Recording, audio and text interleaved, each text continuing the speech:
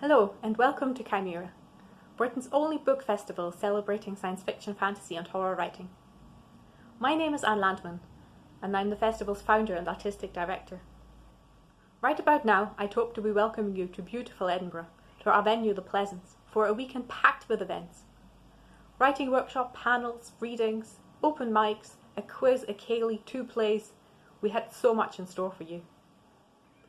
Thank you for joining us online instead, to be part of our programme from the safety of your homes. We're very excited to still bring you a fantastic lineup of speakers. We'd ask you that you support our speakers, and there's many ways you can do that. You can buy their books or borrow them from the library. You can donate to them directly via their Patreon or Ko-fi. You will find the links for that below in the description. We encourage you to buy a ticket for our events, even the pre-recorded ones. All ticket money will go directly to our speakers. You can also donate to the festival, and all donations via the donation page will be split between our speakers, once we've covered our costs like the Zoom account. Thank you again for joining us in this brave new world of digital events. We hope you have a chance to check out all 33 of ours over the weekend. Please let us know what you think of them. Do get in touch via social media, the chat function in Zoom, or drop us an email on info@chymerafestival.co.uk. We'd love to hear from you. We hope you have a fantastic weekend, and we look forward to seeing you in person next year for Cymera 2021.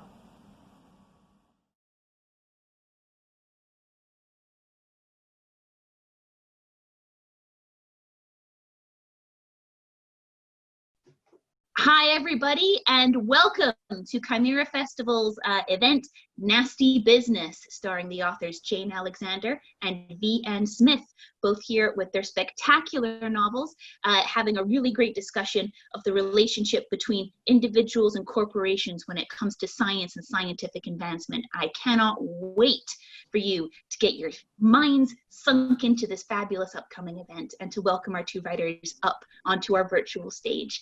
Thank you so much for joining us at Cymera. Digital though it may be, we are delighted to have you with us.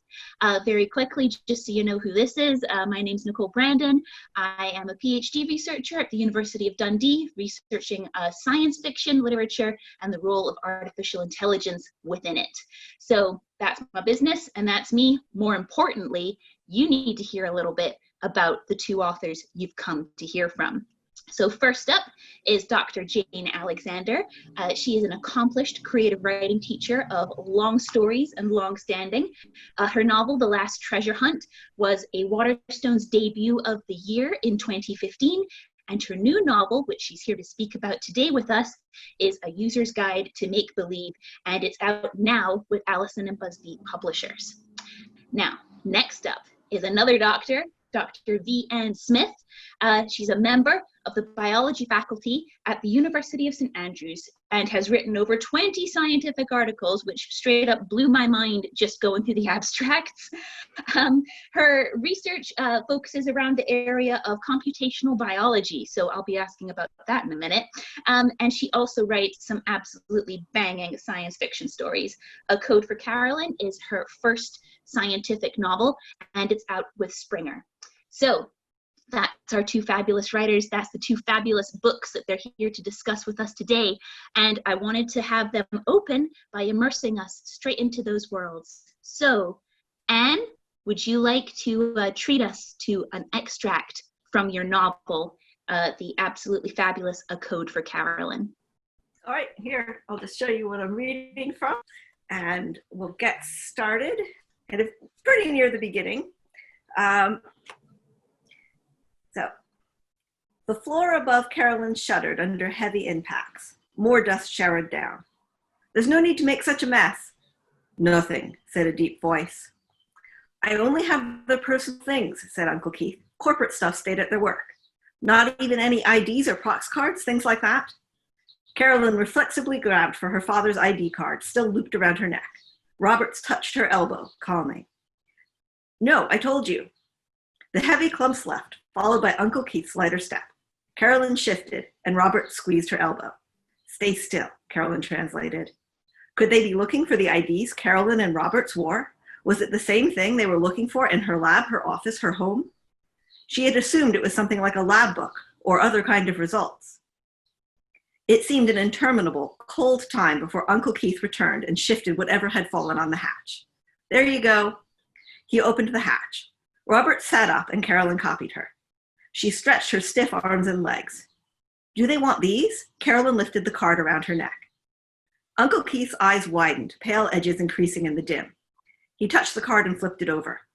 He squinted at the barely visible writing. I didn't know you'd found this. Should we get it to them? If all they wanted was these cards, maybe this whole thing could be over now. He slumped in his squat, a defeated posture. There's something you need to see. He stood and led the way from the shed. Carolyn brushed off gritty dust and followed. If I just get whatever they want to them.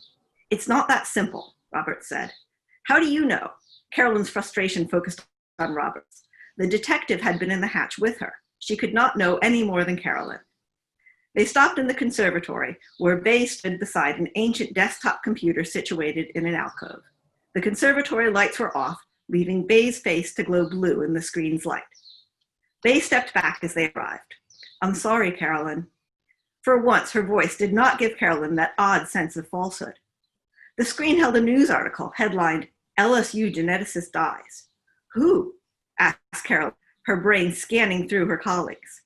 Bay's face was so sad. Was it one of Carolyn's lab members?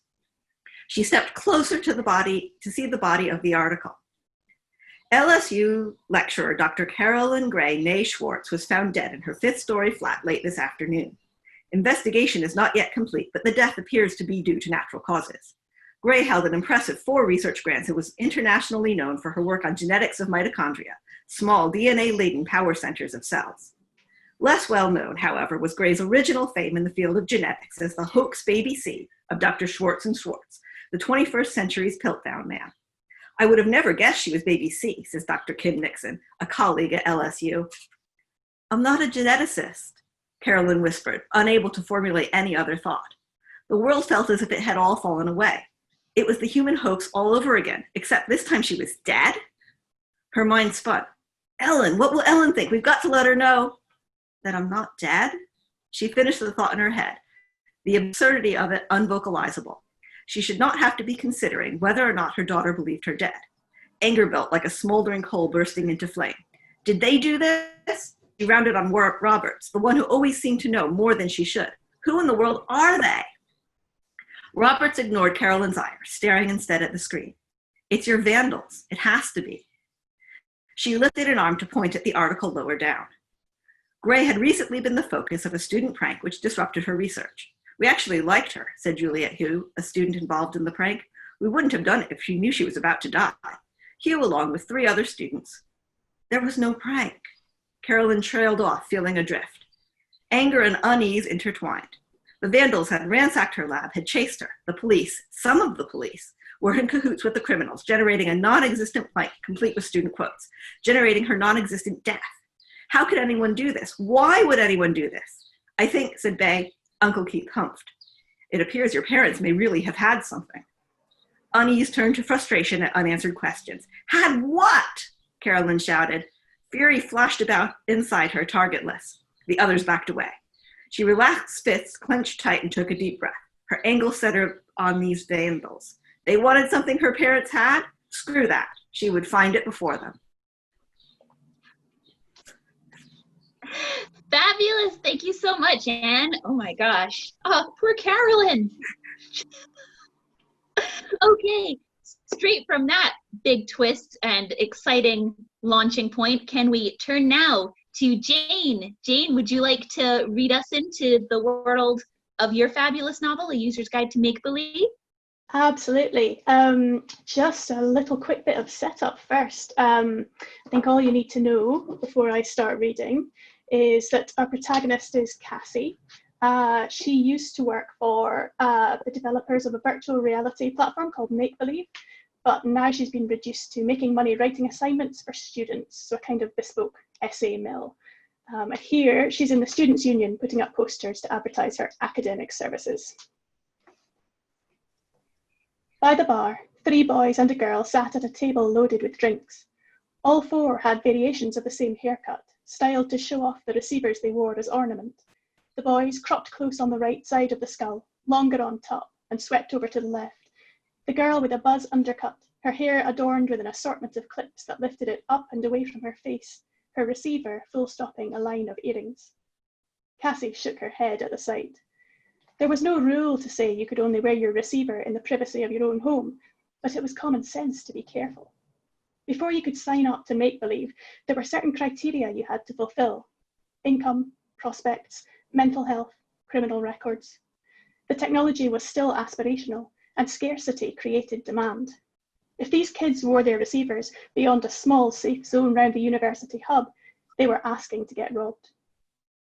Yeah, and then she woke up, said one of the boys, in a voice that carried, a shortcut to an in-joke, and they all brayed with laughter. Cassie felt her jaw clench. This lot, their whole lives would be made up of shortcuts and in-jokes. She was looking, in fact, at the effectiveness of her own make-believe marketing strategy. They'd be signed up for basic accounts at the moment, but a year or two after graduation, they'd be platinum, guaranteed. Wealthy kids with excellent prospects, plenty of time on their hands, an instinctive acceptance of biotechnological modification, and young enough not to worry about risk. Not that there was anything to worry about. The technology had been tested and tested and tested, was proven to be safe, all of that. But still, people did worry. Just not the young. Young rich men, in particular, knew they were immortal. I mean, come on, you're telling me I'm going to fucking die one day? Dude, I don't think so. So they wore their receivers as status displays because of her. Inside, her own success and failure were twisted together into a tough, prickly rope. She had trained herself not to go there in her thoughts. She noticed the receivers, of course, that couldn't be helped. The girl wearing the latest release, which no doubt boasted all kinds of new modifications. One of the lads sporting a first generation, over 2 years old and technologically dated, but showing what an early adopter he'd been. Cassie even allowed herself to speculate about their users, how they would translate into stats once their make-believe experiences were categorized and subcategorized. The way the girl had let her shoulder strap slip, leaning back in her seat with one arm raised, hand at the back of her neck. Sex, of course. Exhibitionism, multiple partners, unknown partners. Cassie broke her down into percentages. Perhaps all 3 of her drinking companions would feature unknowing when she next connected, while her real-world reputation remained spotless. Just a guess. But then it was never much more than a guess, even with the stats in front of you. Not that she'd ever said so while she was at Imogen. The data was gold to the companies that bought it, to Imogen's profitability analysis. It was hyped as the closest thing to mind reading, but really it was more like scanning someone's music library or their book collection. You could identify broad preferences, forms and genres. You could speculate about the personality of someone who read nothing but noir crime fiction and listened to early blues. Decide he might want to buy a Cadillac. What you couldn't know was the meaning, the feeling, that the music reminded him of a lost lover, that it made him feel sad and that he enjoyed his sadness. That rather than wanting to be Philip Marlowe, he wanted to be the dame. Her own categories, for instance, might promise revelation. Flight, velocity, thrill-seeking. Self-image, strength increased. Attractiveness increased. Sex, known partners, consensual. Unknown partners, thrill-seeking, consensual. Transformation, gender, female to male, animal, and so on. But known partners, consensual, said nothing of Alan then and now, of what had drawn her to make-believe, hooked her there, made it impossible for her to leave. Oh, brilliant. Thank you so much, Jane. Oh my goodness. We got to dive right into all of this. Okay.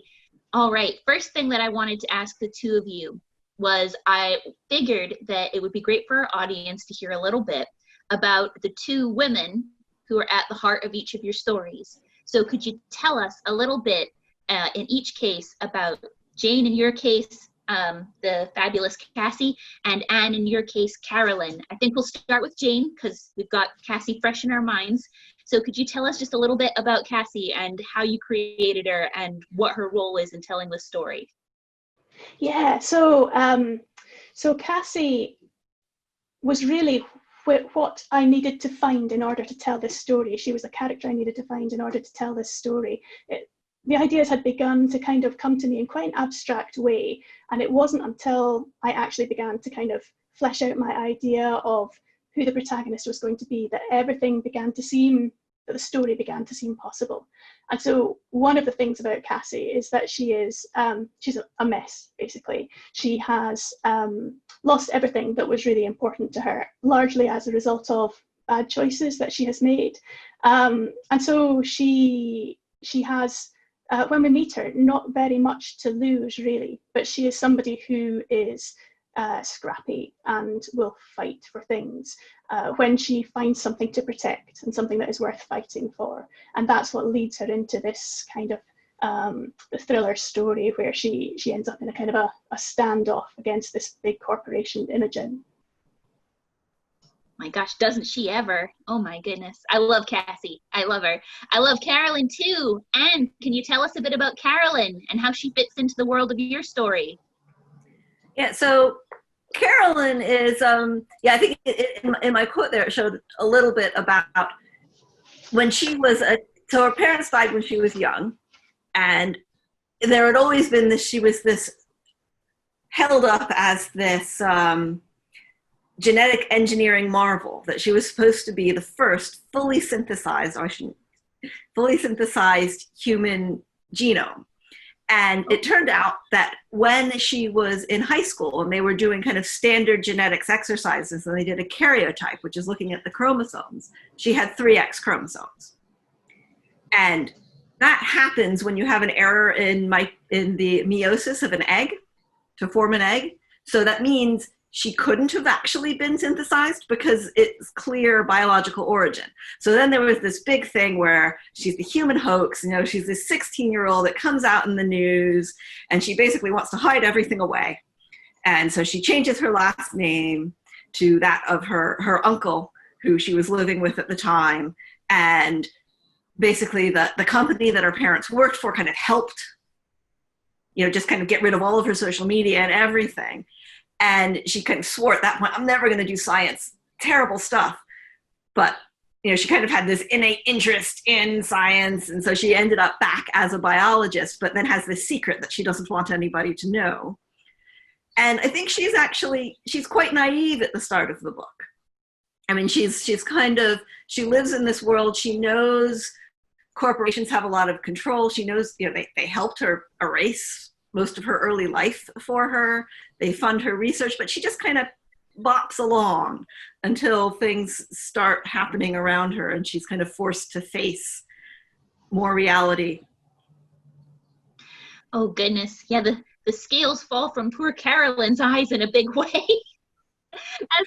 As we heard in your fabulous reading, the very moment you start hearing that you're actually dead is a bit of a worrying time for any living person. Well, that really touches on, I think, one of the really great topics that both of your books placed together opens up for our audience, and that is the relationship between individual people and the corporations that increasingly have very, very strong influence and control over the very personal aspects of people's lives. And you've kind of hinted at it there, and the kind of the tension in Carolyn between the very helpful to her and positive relationship that she had with the corporation that was connected to her parents, until all of a sudden things changed and she realized where the power really lay when it was used against her.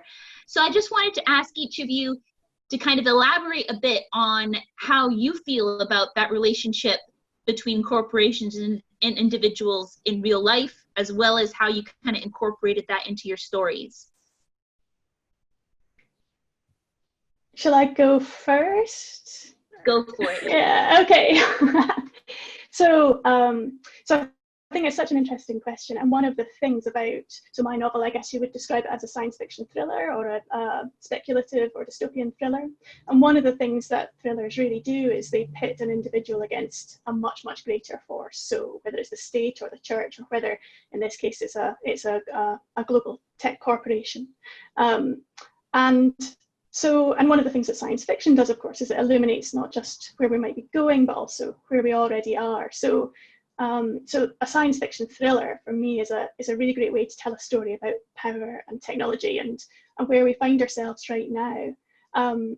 And we're living really in a world already where global tech corporations can harvest so much data about us, on such a granular level, that they know arguably more about our fears and our desires and our aspirations than we do ourselves. So, so I think that's one of the things that I wanted to do, is kind of look at the ways that we are ceding power to these corporations on an individual level. We see it happening on a kind of the level of state as well, where governments don't really have the power or the leverage or the mechanisms or the legislation to kind of to control tech companies. But it happens every day on an individual level as well. Every time that we go onto social media on the internet, we're kind of participating in this process of making ourselves a product and giving away something about ourselves for free.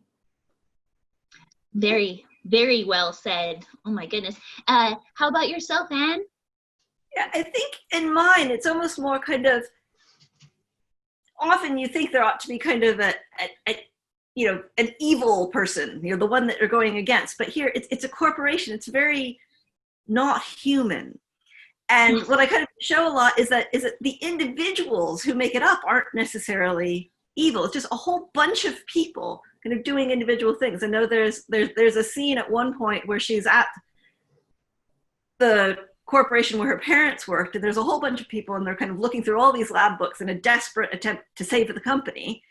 So they're working for the company, but also at lunch, they kind of stop and they start passing around business cards about all the jobs that they're looking at, because they all think they're all going to be out of a job very soon because the company's probably going to go under. But who is the company? It's kind of this nefarious, all of these people working together. And I think that's one of the things that Carolyn kind of struggles with, because each individual she meets seems fine. And yet the corporations seem to be not doing the right thing.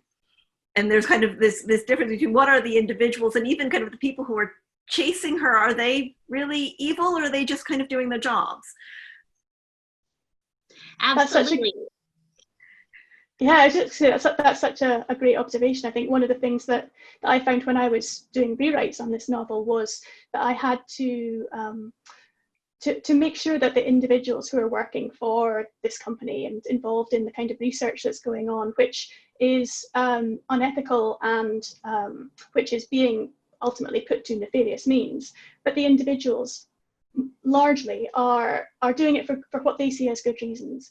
And I think that's important in kind of acknowledging that we're not generally dealing with the kind of evil genius, or you kind of your traditional kind of a villain, cartoon villain in these scenarios. That it is all these individual people just doing their jobs and trying to do their jobs well that can make up a really kind of unethical company. Yeah, it's a really important observation, and one that it can often get lost in the very sort of pointed dynamics of a thriller, of a science fiction or a spec fic thriller. Is you need the baddies to be the baddies and you need the goodies to be the goodies. But in real life, it is much more important that we recognize that these are people trying to hold down a job. These are people who believe in what they've been told their company is doing, and that in real life, the greatest option for change and for growth and for movement away from this kind of potentially abusive model is respecting that there are humans involved all over the shop. And one thing I really admired about both of your books was the care that was taken in very different ways to kind of make sure that it wasn't just some faceless corporation that was up to shenanigans and had to be dealt with by inserting a virus in the mainframe. It was people, and it was the relationships between people and the aspirations and the hopes of people that made the difference. So definitely excellent reasons to pick up these books, everybody. You definitely want to go with these. So that all said, I think another kind of topic that comes out of this is that the protagonists of both of your books are women. And the protagonists of both of your books have there are questions around the consent that they were capable of forming when they began to get involved in the kinds of experimentations and scientific pioneering that went on, that got them embroiled in the various situations up against these corporations that they wind up in. So in Carolyn's case, she was created using this technology, so her entire existence is bound up in it. In Cassie's case, there are a lot of questions around consent and a lot of questions around, you know, what were choices and what weren't choices, involving how she became involved and the reasons that she had. So I wondered if you guys could tell me a little bit more about, you know, how that relationship worked when you were creating these characters and what you wanted to say to your readers. So Jane, how about you first? Sure.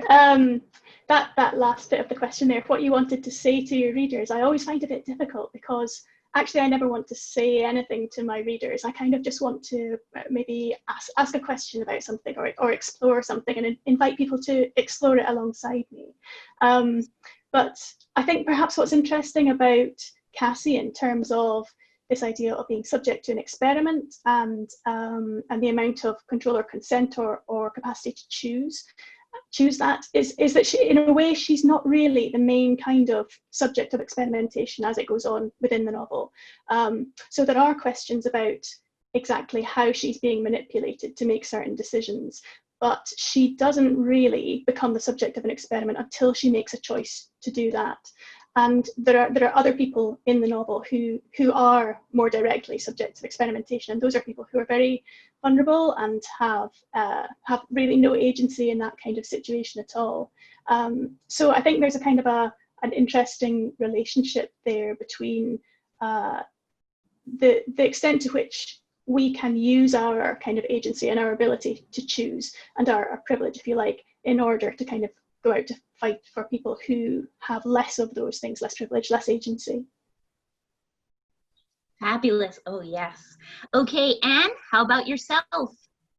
Yeah, I think in Carolyn's case, it's interesting because her parents have passed away, and for kind of the first half of her life, or yeah, it's about half, I'd say, from when you get her as a protagonist, that she was kind of a bit embarrassed that they had made her this famous thing.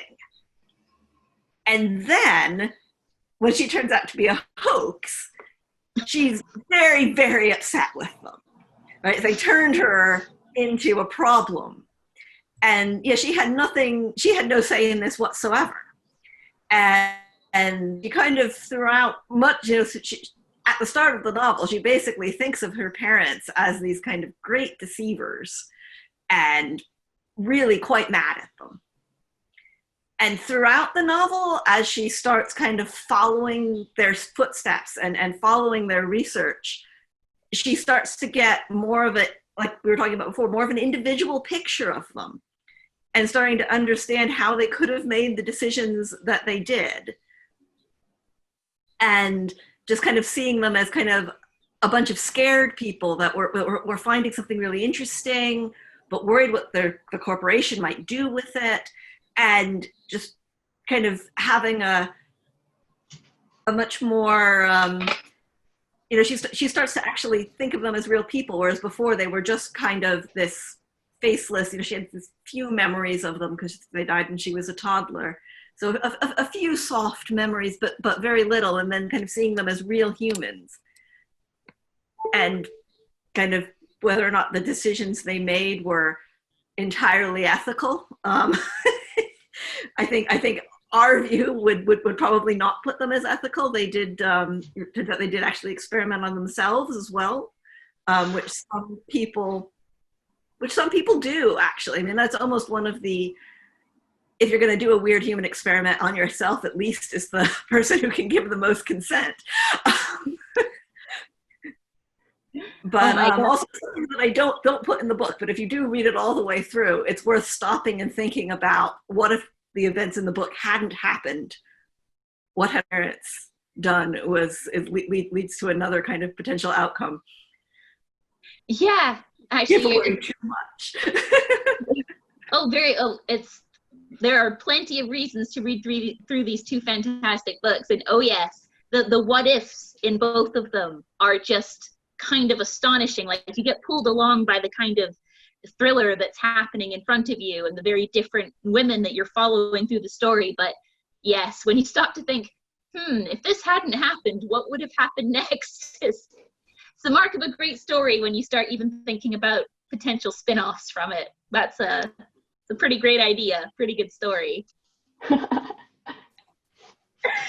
Okay, guys, I think that I have one question for both of you.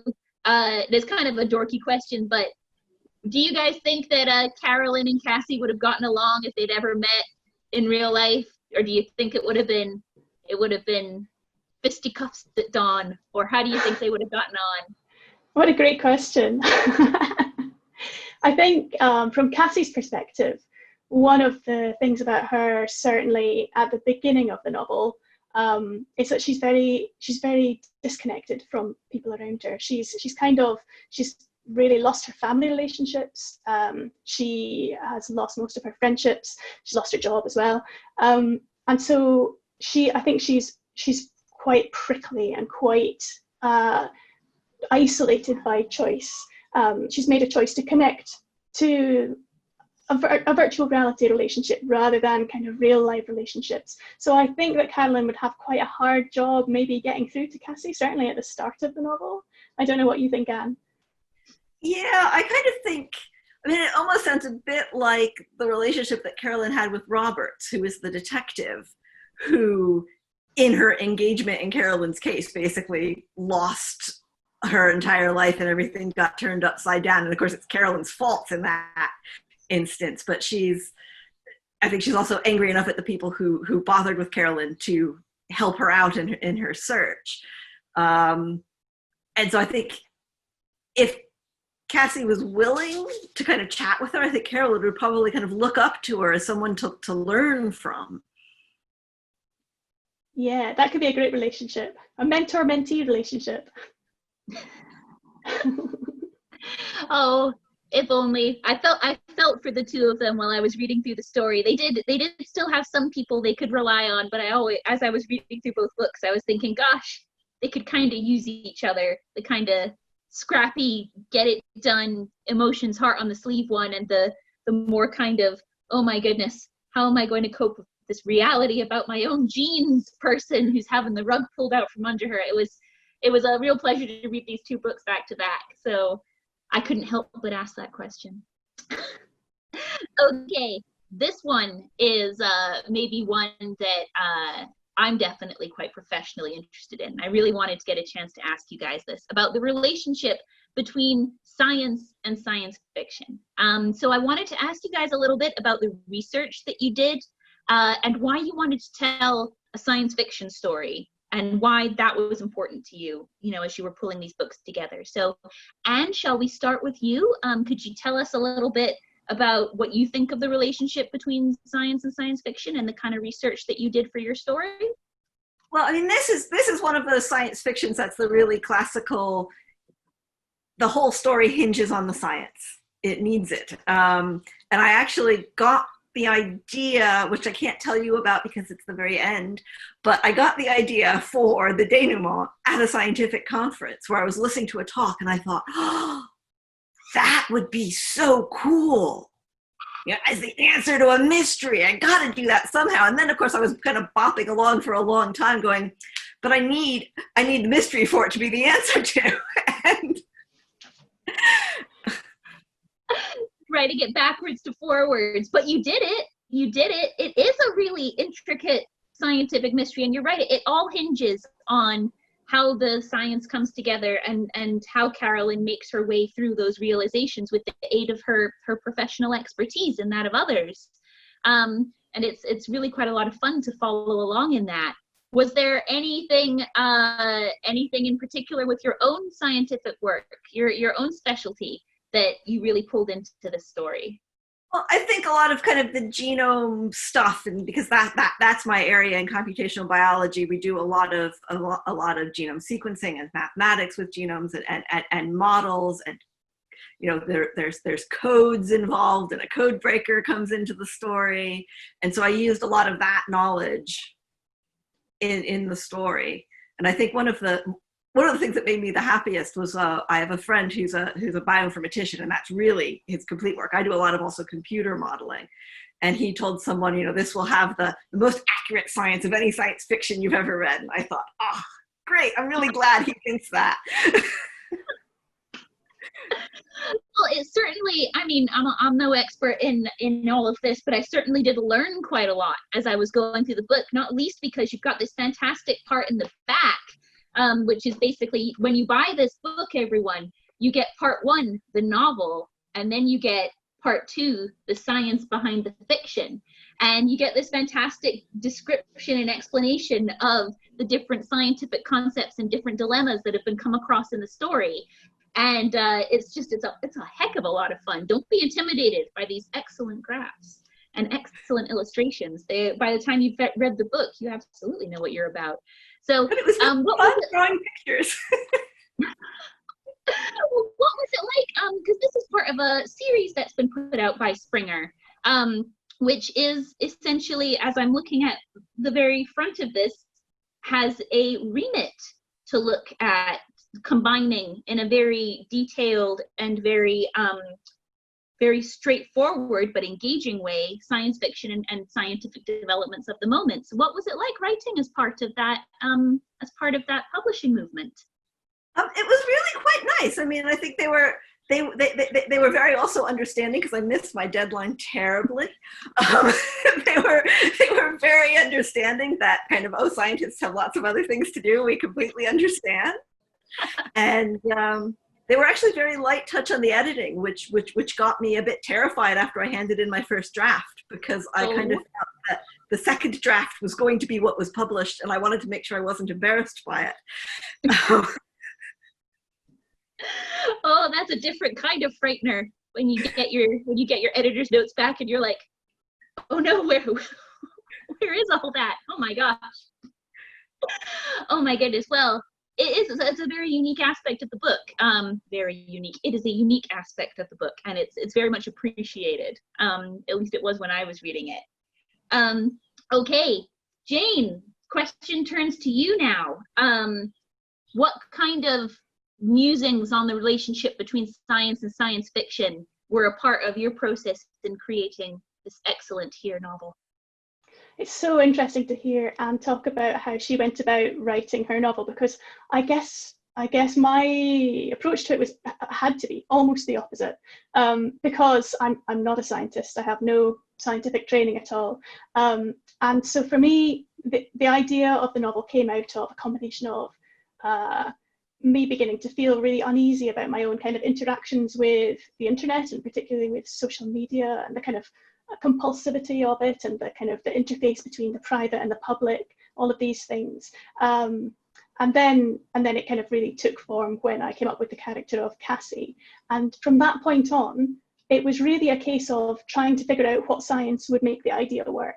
So rather than beginning with the science and kind of asking what if or extrapolating from there, for me it was the opposite kind of a journey. And I think in terms of science fiction, for me, perhaps because I have a kind of a pretty limited kind of capacity to understand perhaps lots of kind of scientific and technological developments and theories and so on, what science and what technology does as a fiction writer for me is to open up a kind of a space for possibility, or space for uncertainty. And so it functions almost like any kind of unreality. So I'm just fascinated endlessly by the kind of the places where what's real blurs or blends in some way into what is not real. And that not real could be, it's not possible now because we're not technologically advanced enough to achieve it, or it could be something supernatural, it could be something psychologically kind of uncertain, could be something dreamed. And so for me, I think the science part of science fiction is probably completely different from the way that it is for Anne. Well, that's an excellent answer to the question, because I suppose the truth of it has to be, as you're writing these stories, your relationship with these subject areas and with the questions that you're asking of the world that we're in are going to be very subjective to yourselves. And it's really interesting and I hope reassuring for potential writers of science fiction in our audience today to have a think about, you know, their own relationship with those topics and how that might spin out into writing their own science fiction.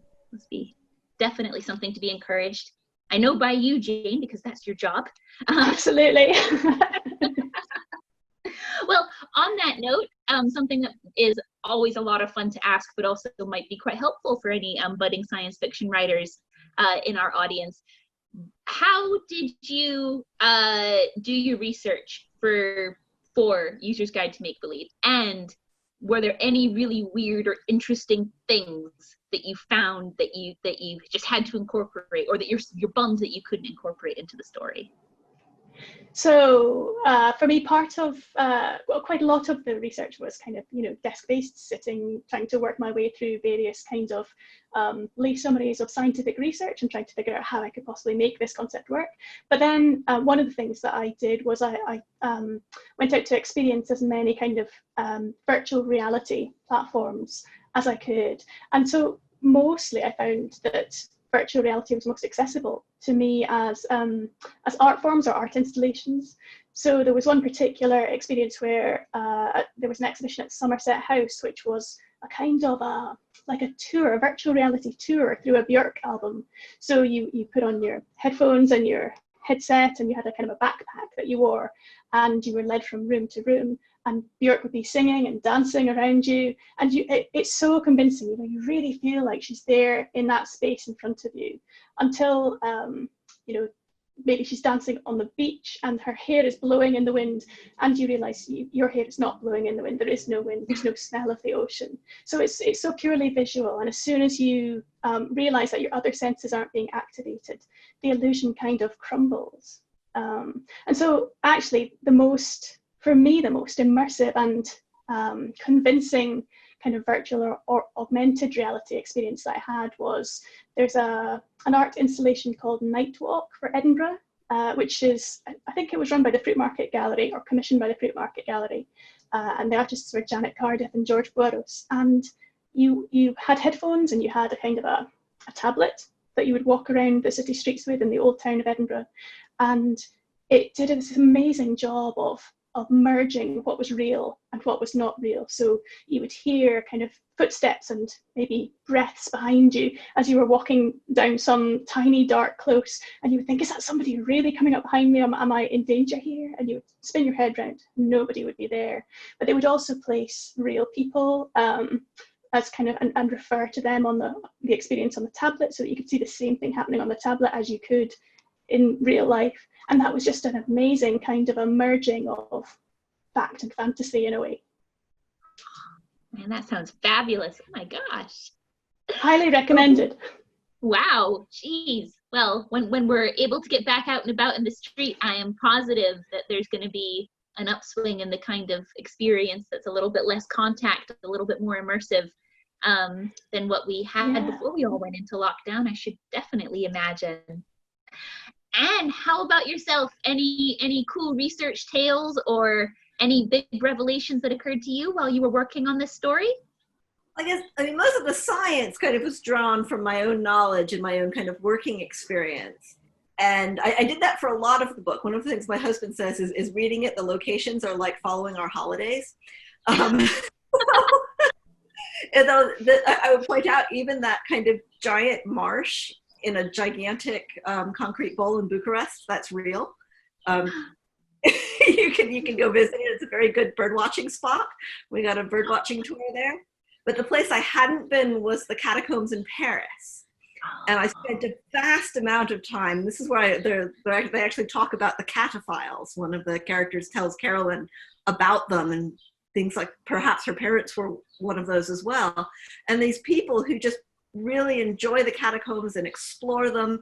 And I had no idea. And I spent so much time watching videos and just learning about things like movie theaters that had been kind of dug out in there, and all of this incredible, like this entire society that I hadn't even been aware of at the time that I'm writing a book about people who are living in an underground, society that most people aren't aware of. And there was a real one, which I thought was really fascinating.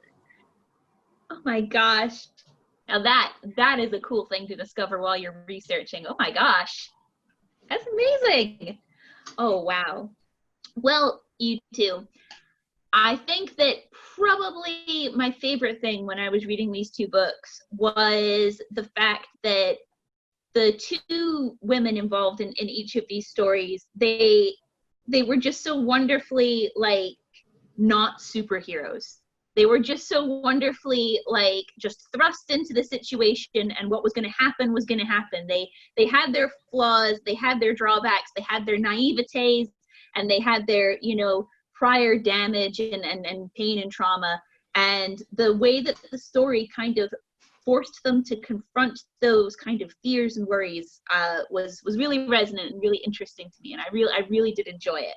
So for my last question, I wanted to ask you guys, you know, the landscape in terms of how we as individuals interact with, you know, corporations and corporate powers it doesn't look so great, you know, at the moment. Sometimes things are fine and sometimes things are very much not fine. And we hear about abuses of power by corporations that don't seem to be held to account all the time. And I wondered if you guys had any words of, you know, kind of speculation or advice about how you might suggest we try to navigate that relationship in our own lives. How about you, Jane? That is a challenging question. I mean, I think it's something that I am still absolutely exploring. And so my next book is going to be a collection of short, uncanny stories about science and technology. And it's exploring all kinds of aspects of things like biomedical technologies, personal applied technology, personal devices, surveillance society, things like that. And I feel like that process of exploring it is probably really important to navigating it, but perhaps it's not something that I'm able to kind of take something out of as a piece of advice either for myself or for anybody else. I'm not sure if I will ever get to the end of exploring it, to be honest. All right, that's pretty wise. That's pretty wise, I would say. Well, it's kind of dodging the question, right? But not so much, because I suppose the encouragement would be to continue engaging with the fact that these questions exist. Yeah, yeah, and I suppose one of the things that I mean, we kind of touched on a bit, but I think it's kind of important to kind of think about the ways in which the ways that technology impacts on us are not bad. They're not dystopian. Sure, technology is using us, but we are using technology as well. And lots of the things that I'm writing about in A User's Guide to Make-Believe, for instance, the kind of virtual realities that we have now, things like social media platforms, yes, they can be problematic in people's individual lives and